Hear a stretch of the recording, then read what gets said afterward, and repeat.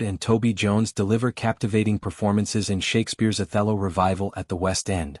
In the heart of London's glittering West End, where the echoes of timeless tales resonate through opulent theatres, a fresh interpretation of William Shakespeare's enduring tragedy Othello has taken the stage, captivating audiences with its raw emotional depth and stellar ensemble. At the forefront stands David Harewood, the acclaimed British actor whose commanding presence as the titular Moorish general has reignited discussions about race, jealousy, and the fragility of the human psyche. Harewood, known to global audiences for his intense portrayal of CIA operative David Estes in the espionage thriller Homeland, steps back into the role that first catapulted him into theatrical stardom nearly 3 decades ago. This marks his second foray into the character's tormented soul, a return that feels both triumphant and deeply personal, infused with the wisdom and scars of a life richly lived. The production, helmed by the visionary director Tom Morris, a Tony Award winner celebrated for his innovative takes on classic works, unfolds at the Theatre Royal Haymarket, a venue steeped in over 2 centuries of dramatic history. Morris's direction strikes a delicate balance, stripping away unnecessary flourishes to let the text's inherent power shine through. There are no garish lighting contraptions or oversized projections to distract from the intimacy of the performances. Instead, the focus remains laser-sharp on the actors, allowing their interpretations to breathe and evolve in real time. This minimalist approach amplifies the tragedy's core themes: the insidious creep of manipulation, the venom of envy, and the devastating unraveling of trust in the face of fabricated betrayal. Harewood's Othello is a revelation, a portrayal that draws palpably from the actor's own harrowing experiences with mental health. At just 23, Harewood endured a psychotic breakdown that thrust him into the unforgiving spotlight of institutional care, an episode he has since chronicled with unflinching honesty in memoirs and interviews. Critics have noted how this personal reservoir of pain lends an authenticity to Othello's arc, from the poised, authoritative general beloved by Venice's elite to the frenzied husband consumed by irrational jealousy. In one pivotal scene, as Othello recounts his courtship of Desdemona to a hushed council, Harewood's voice modulates from booming confidence to a vulnerable whisper, his physicality shifting from expansive gestures to a coiled tension that foreshadows the madness to come. Harewood digs deep into his own well-documented experience of psychosis to show how Othello's easy and assured nature collapses into crazed, murderous credulity, observed one reviewer, capturing the visceral transformation that leaves audiences breathless.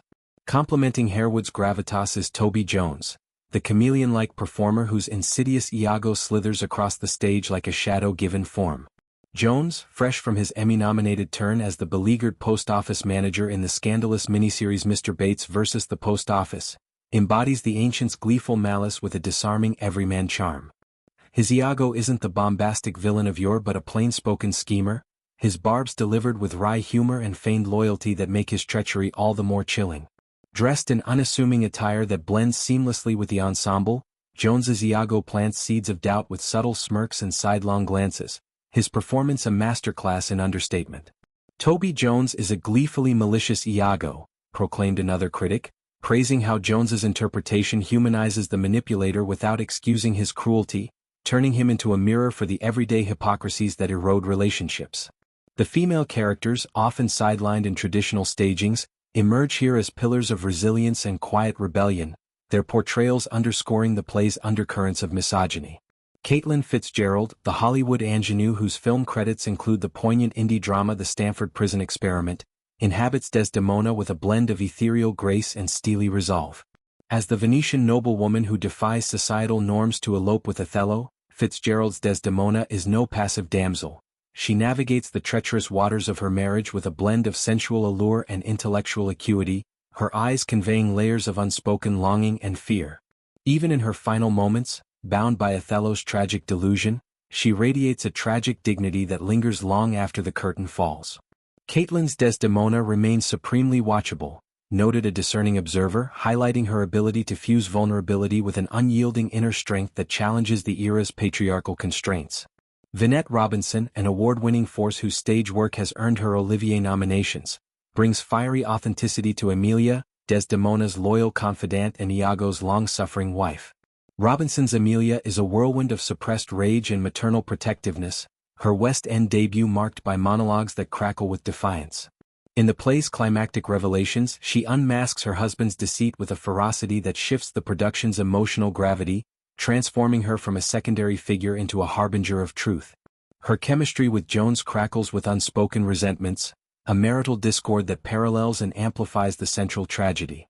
At its essence, Othello remains a comedic tragedy, a term that encapsulates its blend of witty banter among soldiers and the inexorable descent into horror.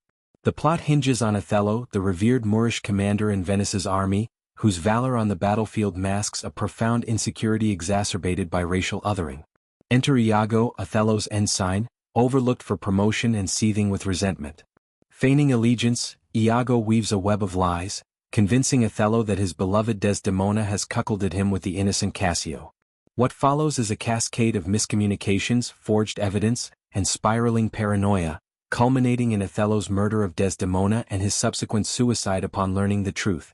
Shakespeare's genius lies in the universality of this downfall. Jealousy as the green-eyed monster that devours reason, applicable as much to Elizabethan courts as to modern boardrooms or social media feeds.